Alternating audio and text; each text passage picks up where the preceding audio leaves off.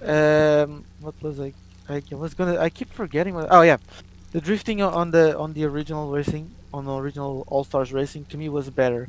It was a bit sloppy and it drifted all over the place, but when you got when you nailed the controls, it just felt natural, and Yeah. the momentum just felt nice and correct. Here, they made it a bit more streamlined for people who don't know how to use the boost very well, and it kind of, if I had to compare it to any other game that I played racing wise, it would be the Mario Kart Wii drift. You know what I mean? It's a bit more Hmm. streamlined and more easy to get into. Whereas with All Stars Racing, the original one, I would compare it to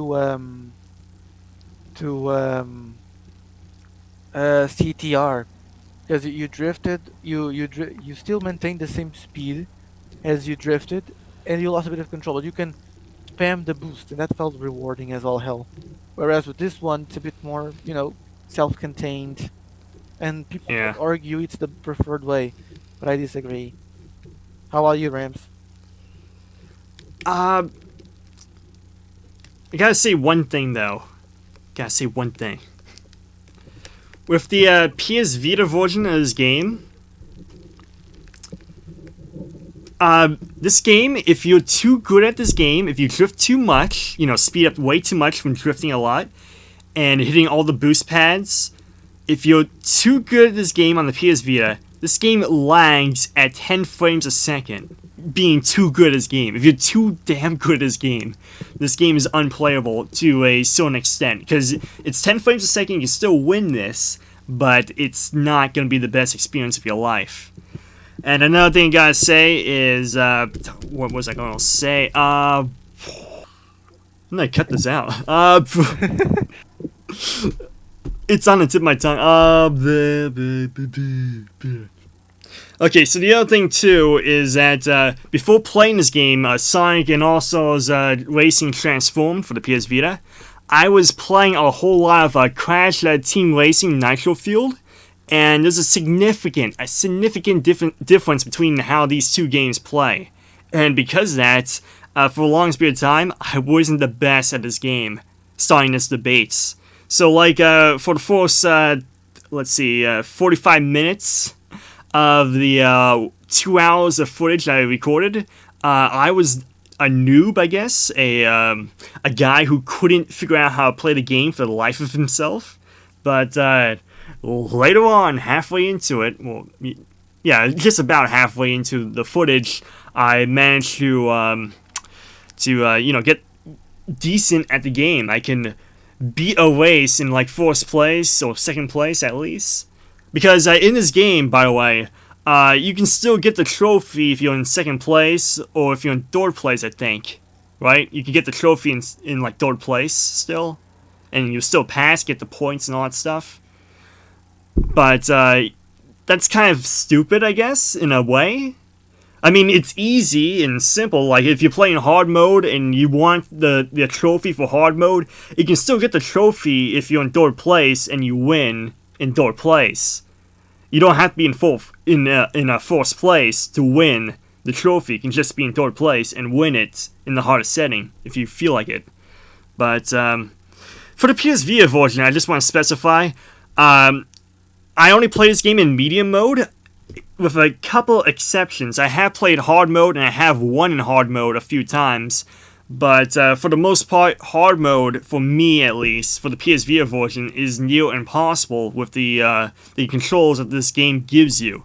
I did try experimenting with the PS3 controller with the PS Vita, and I was able to beat it just fine, but this is not about hacking your PS Vita and being able to control it with a PS3 controller. This is about playing it on the console with the proper controls that the Sega company told you to use and the proper controls that Sony put on the PS Vita console itself. So how did that play out? It didn't play out the best, but yeah, it's somewhat of a mess, in my opinion, for the PS Vita version.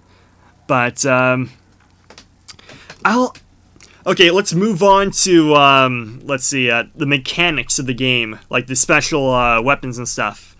My favorite to use would be the bees in this game, because the bees you can just toss out in front of you or toss behind you, and then like a couple seconds later, boom, a swarm of bees or in front of you, and then the enemies have to avoid hitting the bees, but you can just hit any bee you want and you'll be just fine as long as you're the person who tossed the bees. If you're not the person who tossed the bees, you gotta avoid those bees. Like traffic cones, but bees, you know? Oh yeah, I I know. thought that was a pretty good mechanic. Yeah, it was a pretty good mechanic. However, I do have to point out that, well, if you control it on the airplane, again, you played on the PS Vita, so you know, you didn't have the issue with controlling an airplane. Yeah, the airplane was fine on the PSV. It was just, the boat that sucked and the driving on the car that sucks. To me, it's the opposite. But controlling the airplane on keyboard on PC, all that, it Yeah, it was not a comfortable experience while avoiding the bees. It fucking I fucking hated it. I lost a bunch of times because of fucking bees. Insert the clip of Nicolas Cage screaming, "Not the bees! Not the bees! Ah!" But yeah. yeah, I did not enjoy it at all. Yeah, this game is missing a whole lot of surplus of bees. Someone has to call a Dr. Bees. You don't know about that joke? Uh, Dr. Bees? nah, sorry, I don't. It's an anime cartoon by, I forgot what his name is, but he does a lot of British cartoons because he's British. And on YouTube, he's like the British only plays kind of, except for he's actually really, really talented at drawing cartoon characters and stuff. Well, what's his name? Sorry.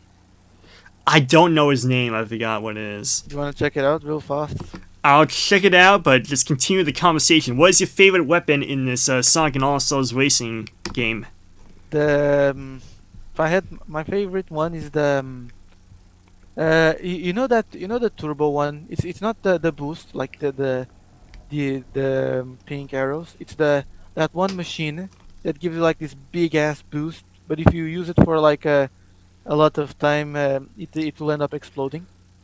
Oh, the engine, yeah. Yeah, I like using that one a fair bit. Like because I know how to work with it, and I managed to press the button, let Yeah. go of the engine right at the nick of time, so I can make the most out of my time with that thing. And I ended up like doing some huge splash damage with people around me, and that felt very very satisfying.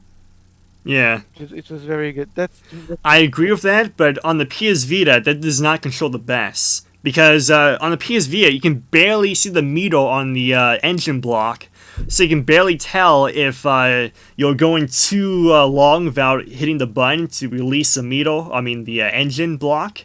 So, yeah, it kind of sucks. Plus, the toning on the PS Vita, like I said before, sucks. So whenever you get like a speed boost item like the engine block or a simple speed boost, it controls like garbage on the PS Vita to try to tone with it. But yeah, the PS Vita version is not the best version for this game. But I assume the 3DS is even worse than the PS Vita when it comes to controlling your car. I guarantee it because of that thumbstick on the PS Vita. Yeah. I mean on the 3DS. Yes. Not even gonna sugarcoat it. Yes, it does. It does sound really uncomfortable. However, I think you can remedy that with the controller, like you said. So, yeah. Yeah, I mean, but that's only if you hack the console. If you didn't hack the console, then you're stuck with what you got. uh, I mean, yeah. there's there's, Pretty much, yeah. there's no way to do it. You either hit. It takes like 3 hours to hack your console, by the way. So if anyone wants to hack your console, it's easy. There's plenty of YouTube tutorials to teach you how to hack your PS Vita. But the problem is, it'll take you 3 hours to do it. It will indeed take you 3 hours. No matter how fast you think you'll do it, it will take you 3 hours to hack your PS Vita. So, it's a nuisance. Yeah, What is the worst weapon in this game, in your opinion? the worst. Oh, before I comment on that, I just want to point out.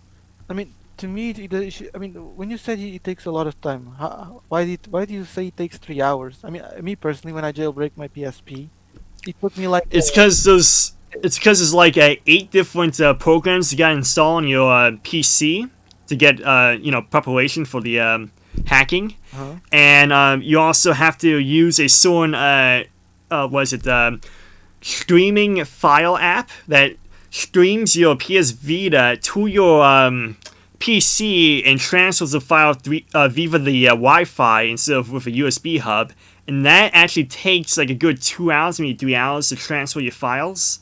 So that's also a reason. And the file you gotta transfer from your PC to your PS Vita is like a couple kilobytes, not megabytes, kilobytes, which is small, super small, and that's gonna take you like a couple of hours. That's how bad this is. See, sheesh. Yeah. However, yeah, I mean on the PSP it was different. I just had to download the program to the memory card, and in this case SD thingy majig.